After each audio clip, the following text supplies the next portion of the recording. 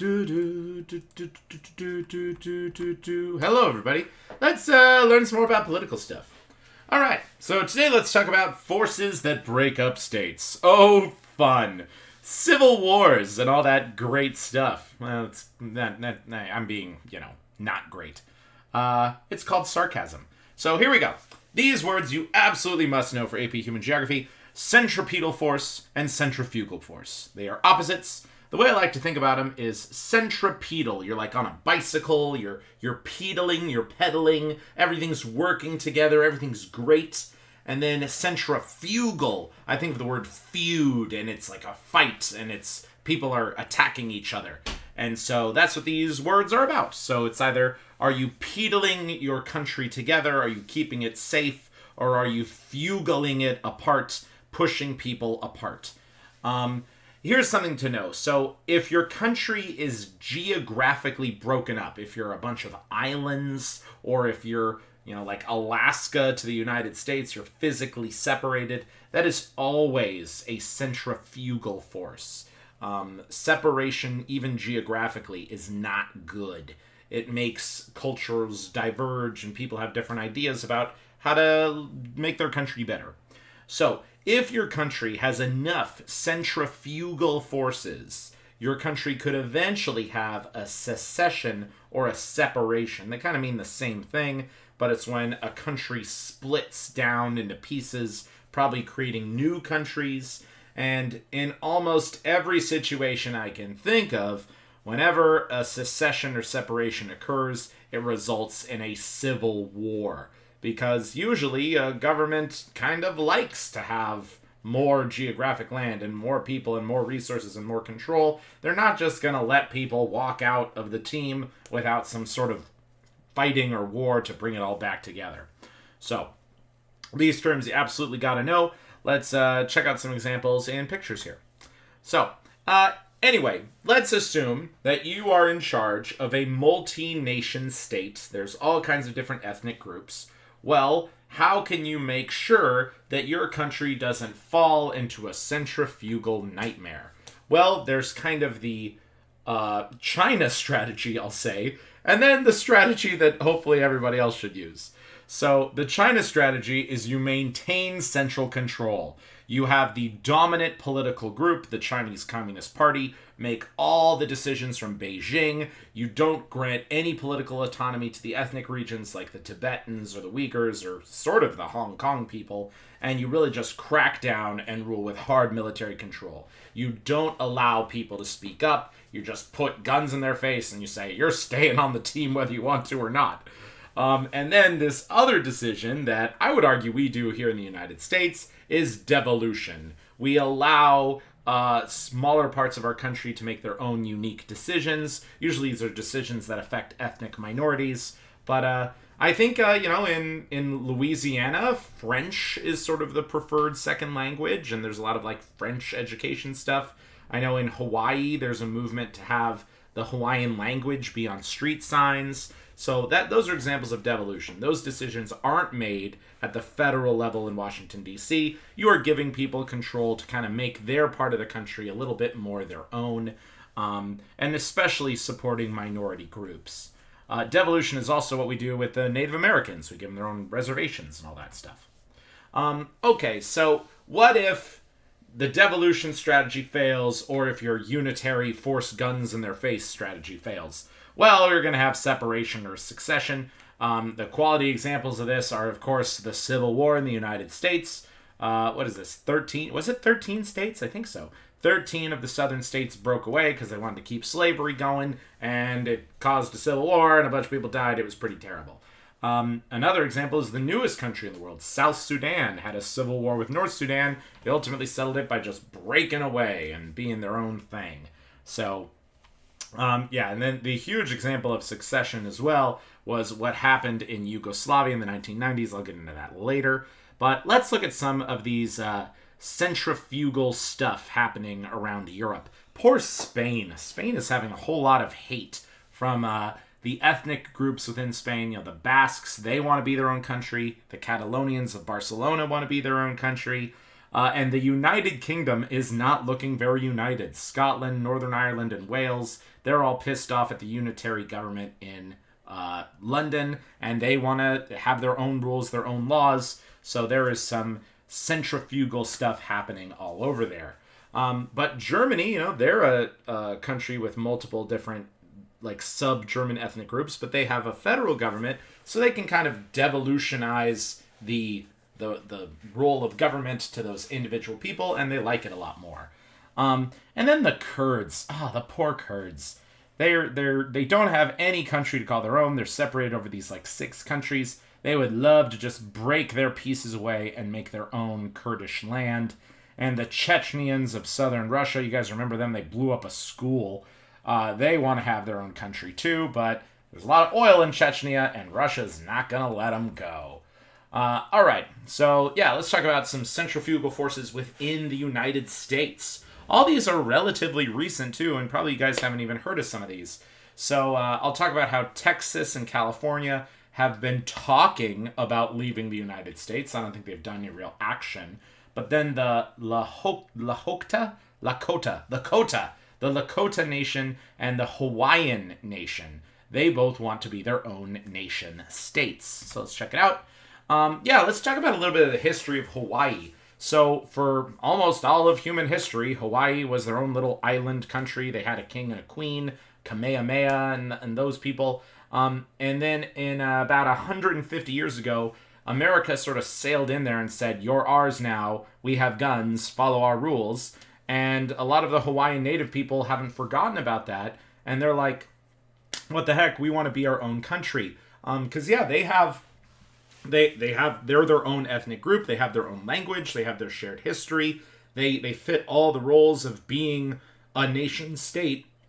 But America kind of annexed them. We have made them a state, and they have some representation. But there's plenty of people in Hawaii, native Hawaiians, who want to break away from the United States entirely. When I was in South Korea, I met one of these guys, and he was really hardcore about it. He was even talking about, like, possible terrorism kind of stuff, where he was like, if there's anyone who comes to Hawaii and doesn't respect the native people, we're gonna kill him. I'm like, whoa, violence, we don't need to go there. But yeah, and here's the Hawaiian people's flag, so they've even got their own flag, and they say, quit the United States, have a nation for us Hawaiians, don't want to deal with those haoles. So that's their vibe.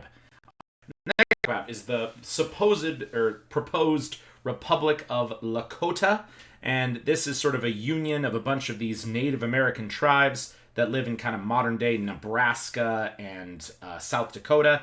A lot of them used to be the Sioux Indians, but collectively they could all call themselves the Lakota. And they do have a language, the Lakota language. They all kind of are geographically close together. It is their native lands. So they say, let's break away from the United States and be our own nation state.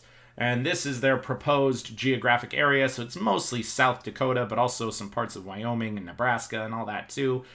They would be completely surrounded by the rest of the United States. And I'm sure that the states of South Dakota, Nebraska, and Wyoming, they're not like, gonna let this happen without some sort of a fight. But it is a centrifugal feature happening within the United States.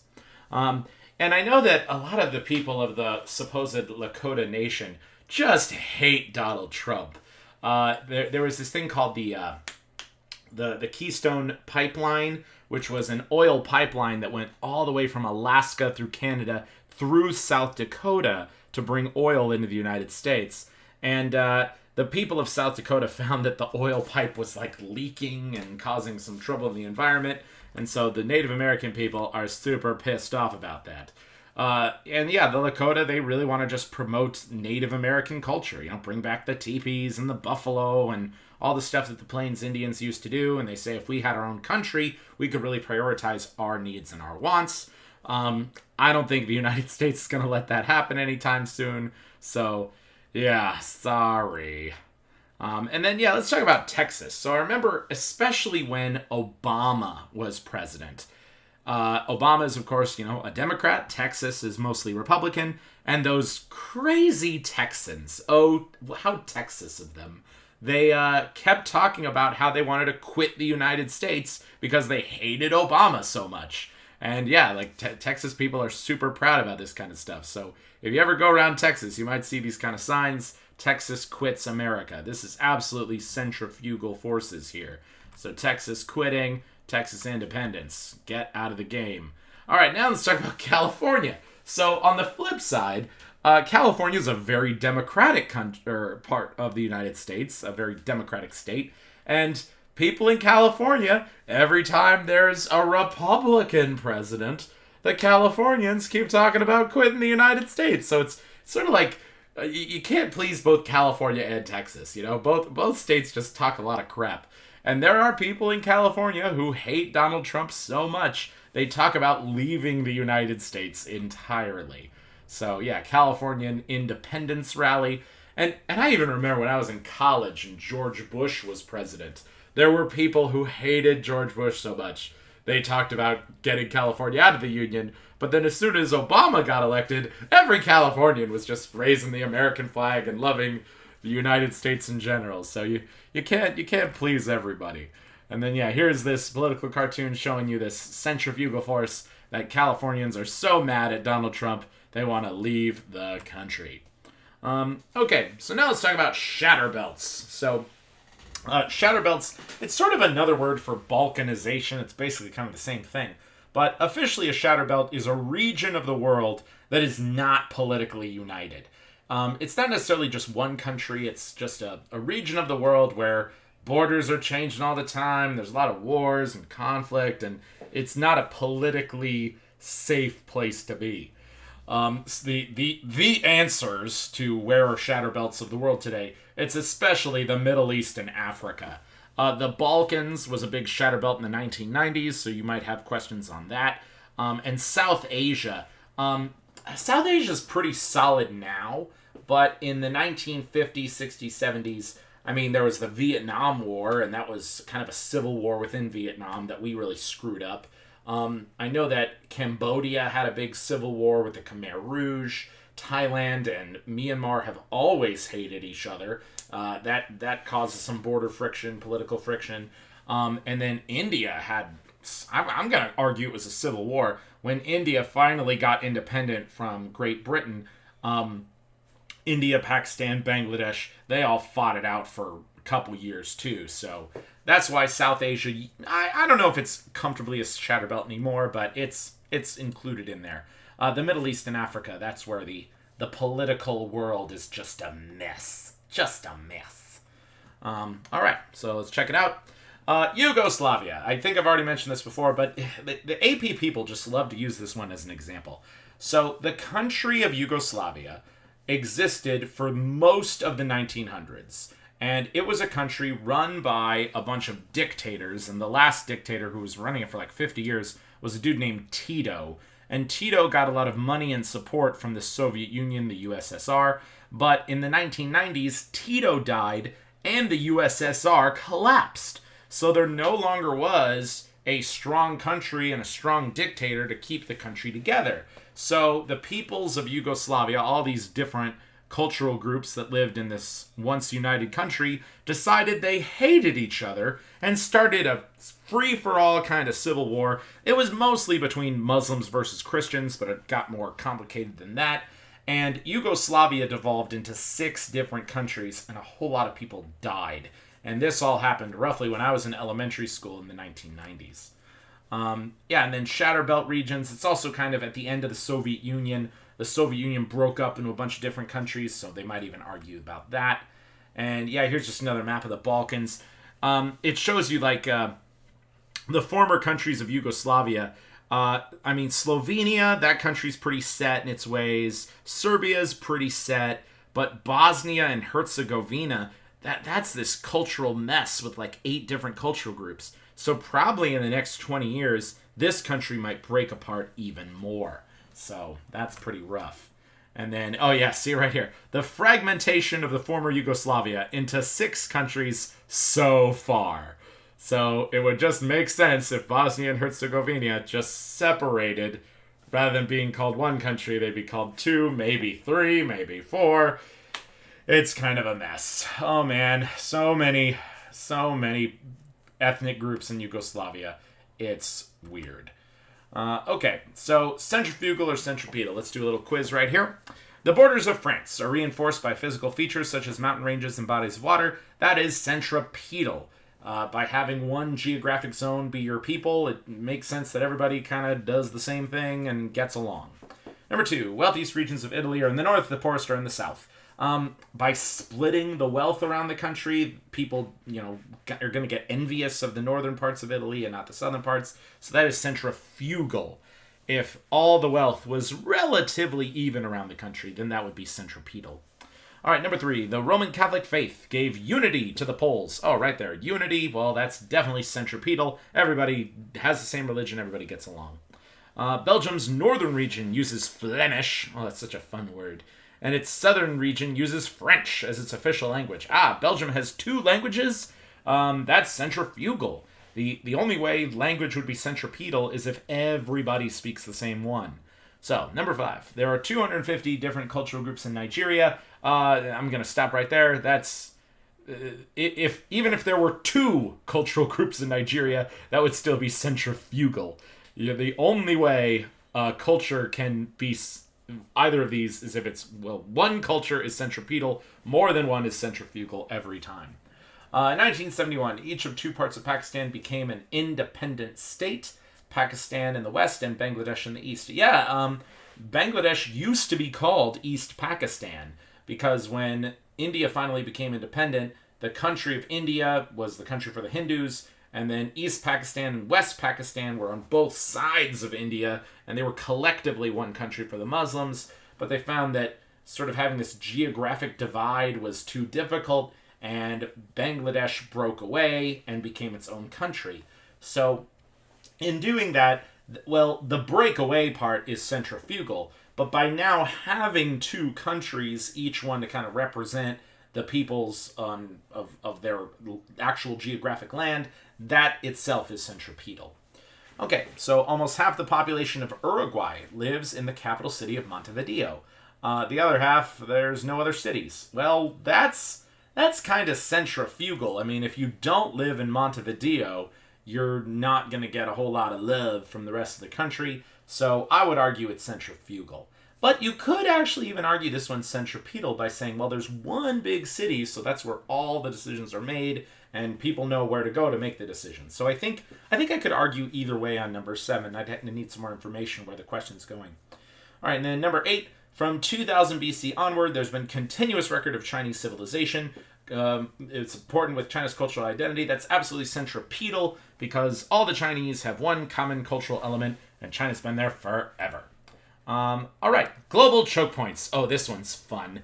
So it looks like there's 8 places on planet Earth where you could just shut down world trade. All you got to do is get yourself some sea mines or an aircraft carrier or, heck, even a battleship, and just block these spots of global sea trade, and you will screw over the economies of planet Earth. Because, as you remember from our economics unit, stuff gets shipped all over the world. That's like shipping containers is how, 70-80% of things get transported around the world. And if you just hold out some specific spots in the ocean, you can literally cut off global trade.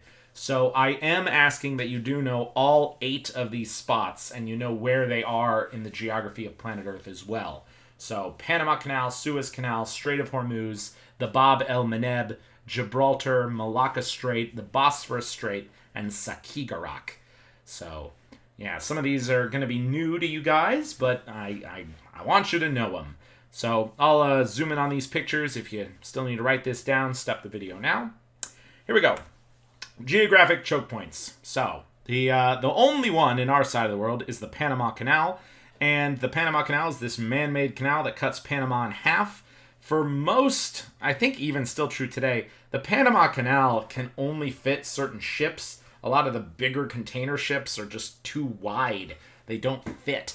So that's why when stuff comes from China to the United States, it basically is all unloaded in Long Beach or Seattle, and then from there we ship it around the country.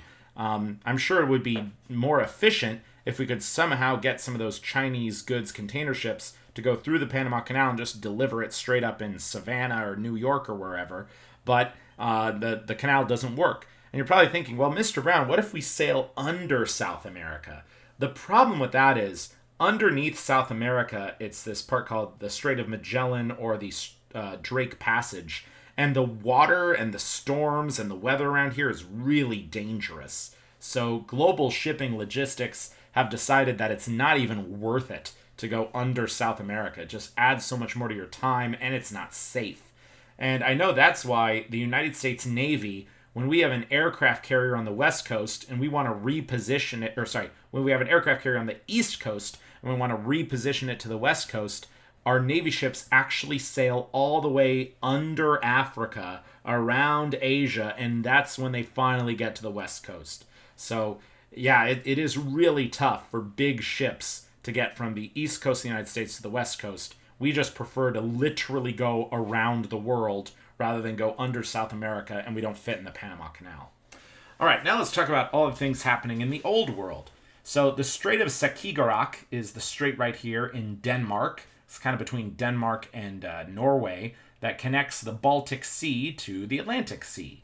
It really only affects trade with Russia, but Russia wants to do business with the world, and they've got to go through the Skagerrak Straits, so Denmark could really screw them over. And it's sort of the same thing, too. Russia only connects to the ocean via the Black Sea, and if they want to send ships from the Black Sea to the Mediterranean Sea, to the Atlantic, to the Pacific, all that, they've got to go through the Bosphorus Strait. And the Bosphorus Strait is really tiny. I mean, big ships can still fit through it, but it basically goes through the city of Istanbul in Turkey. And Turkey could just be like, Russia, we don't like you anymore. You can't do business with the rest of the world. So that gives Turkey a big amount of power, honestly. All right, now let's talk about the three straits related to the Mediterranean Sea. First of all, the Gibraltar Strait right here is this little tip bottom of Spain that practically touches Africa. If you want to leave the Mediterranean Sea and go into the Atlantic, you've got to go past Gibraltar. And the United Kingdom has owned Gibraltar for the last 300 years. So if you don't have a good political relationship with Britain, they can cut off all your ships going into or out of the Mediterranean Sea. And that's what they did do in both world wars. And it really screwed over the Germans and the Italians during that war. All right, and then the Suez Canal, of course, the other big canal on planet Earth. We recently upgraded it, so now it can fit like 2 container ships side by side. And the Suez Canal is the greatest canal in the world, no doubt, because it just cuts off so much of the time of traveling between Europe to Asia. You just sort of get this shortcut into the Mediterranean Sea, saves you like a week of travel time. Got to have the Suez Canal, and that's all about Egypt. I know that during the 1970s, Egypt had a war with Israel, and during that war, they shut down the Panama Canal for like 5 years. Sorry, not the Panama Canal. The Suez Canal got shut down for 5 years. And that really affected global trade a lot. Okay, and so the Suez Canal is the connection of the Red Sea to the Mediterranean Sea. And the Bab el-Mandeb, am I saying that right? I hope I am. Bab el-Mandeb. The Bab el-Mandeb is the southern route between the Indian Ocean and the Mediterranean Sea. Who owns the Bab el-Mandeb right now? Probably the country of Yemen. But, yeah, I don't really know the owner. Anyway, if the people who are closest to this entry point decide they don't like the rest of the world, well, that's basically the same thing as cutting off the Suez Canal. So make sure that this is also up there in your agenda of places to take over to keep world trade good or to destroy world trade. And then probably the most very consequential global choke point is right here, the Strait of Hormuz. It's this sort of little connector between the Persian Gulf and the Indian Ocean. And the Strait of Hormuz is the only way to get into the oil fields of Saudi Arabia, to Iran or Iraq's oil fields, and just about all the oil tankers in the world have to pass through there. The Strait of Hormuz is really close to Iran, and every time the United States and Iran talk crap about each other, Iran says, we're just going to put sea mines in the Strait of Hormuz and blow up any ship trying to bring oil out of the Middle East. And if they did do that, they would really shut down the world economy, and that would be bad. All right, and the last one is the Strait of Malacca, right here, touching Singapore. And yeah, the Strait of Malacca is the global shipping route getting you from China to Europe to Africa to the Middle East. And as you can see, the Strait of Malacca has a whole lot of movement going through it all the time. So if Singapore decided to be a jerk, they could also just put sea mines in the Strait of Malacca and blow up literally every ship. That would suck. And the last thing is, this map is showing you something kind of cool. It's showing you global piracy. That is true. Pirates exist. Not like, your swashbuckling Pirates of the Caribbean, per se, but dudes on speedboats with AK-47s who try to take over some of these oil tankers or shipping containers to steal the stuff, to ransom the crew. Watch the movie Captain Phillips. You'll know what I'm talking about. But as you can see, there is piracy all over the world. There are some Latino pirates. They exist. But there's especially a lot of pirates around which country? You guessed it, Somalia. Oh, man. Somalia has no functioning government, so of course no one's going to stop the pirates, and things get really nasty all around here. And yeah, it makes, Somalia does have the geography to be close to a lot of these serious shipping containers, and they can attack them and steal their oil, steal their stuff, ransom the crew. So yeah, that's super scary stuff. Here are those shipping containers, shipping stuff all around the world. And then here's, this lists the amount of oil that's transported through all these important straits. So not a lot of oil goes through the Panama Canal, but 15.5 million barrels per day go through the Strait of Hormuz. So without oil, almost no machines work in the world, so you really gotta put a lot of focus on the Strait of Hormuz. Well, and the Strait of Malacca isn't that far behind as well. But here's kind of the same thing. It shows you the Strait of Hormuz, Strait of Malacca, the important global choke points for oil production and oil transportation around the world. And here's some of those Somalian pirates taking over ships. And yeah, the Strait of Hormuz, super duper tight. And Iran owns, the northern side of the strait. Oman owns the southern side of the strait. And America and Oman were pretty cool. Oman. But Iran could very easily shut this strait down and stop so much global oil trade. So here are those sea mines, and Iran has them ready to go at a moment's notice, and they could just blow up ships and cause some serious political drama on planet Earth. Okay. So, let's talk about some of this stuff here. I want you guys to know that a country may be geographically large, but not really have a lot of resources. Or a country could be geographically small and just be jam-packed with resources. And it's the same thing with population. I'm sure you remember this from the population unit. Your country could be very geographically large, but practically no one lives there. Or your country could be geographically small and just be overwhelmed with people. So you can't just look at a map and say oh, Russia's big. Russia must have everything. It kind of doesn't. Russia, I think Russia has a third of the people of the United States. So huge parts of Russia are just empty. Same thing with Australia. Australia is a whole continent and a country, but I think Australia's population is 20 million max? So yeah, those are two examples. Big countries, no people. But let's also talk about countries that have almost no resources. Believe it or not, Japan has no oil. Japan has no gold, no silver. Japan has some really smart people. So it really shows you how awesome Japan is, that they're a pretty wealthy country, but didn't have a lot of stuff to sell or to build off of. Another one that's just a country with almost no space, but just tons of humans is Bangladesh. Bangladesh doesn't really have a lot of resources either, but they got people. They got people for days. So more and more human beings. Just always think of all the elements of a country whenever you're writing an FRQ about it or something like that. All right, so does size equal power? No. Greater land area usually equals more resources, but here's an example of a tiny country with a lot of resources is Kuwait.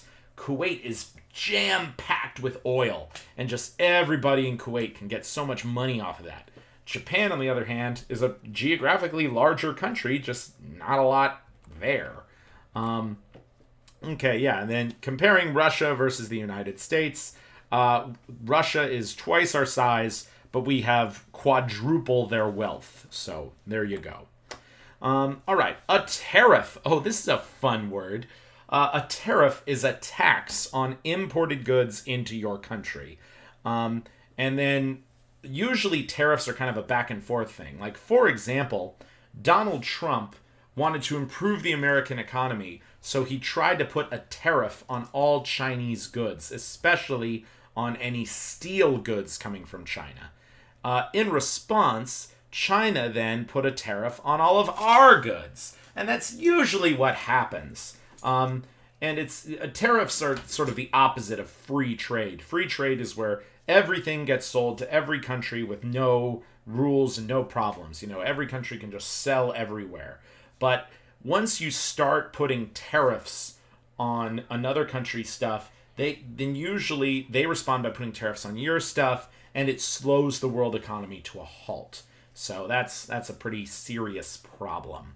But yeah, how does a tariff functionally work? It's like an extra tax. So I know, like, I bought here's one right here. I bought this Korean raisin drink at a supermarket the other day, and I know that in South Korea that drink would be the equivalent of like $1, but here it was $3, and I'm pretty sure it's because the American soft drink industry lobbied to Congress and said, we don't want Korea to sell their drinks for $1. We want you to tax them so we're a competitive price. So yeah, that's what tariffs are all about. It's usually to protect the industries within that country from having to compete with other lower prices around the world. Okay, and then sanctions. Sanctions is when you forbid some or all trade with a country. We put a lot of sanctions on North Korea and Iran. Iran makes tons of oil, but America wants none of it because we generally hate Iran and we want them to suffer economically.